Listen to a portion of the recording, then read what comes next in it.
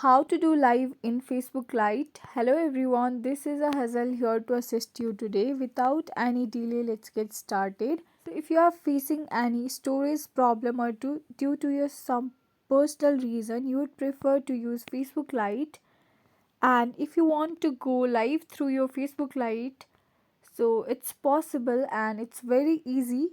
So first of all, log in to your Facebook account on the Facebook Lite application, and here you will see what's on your mind. So here you will be able to add post or what's on your mind to the Facebook, and here you will see at the bottom go live option. So tap on it.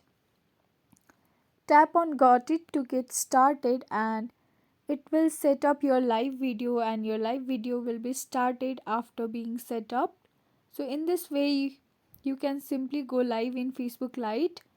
So that's all. Thank you for watching. If you enjoyed this video, please like, subscribe and hit the bell for the updates. That's all for now, and I'll catch you in the next one.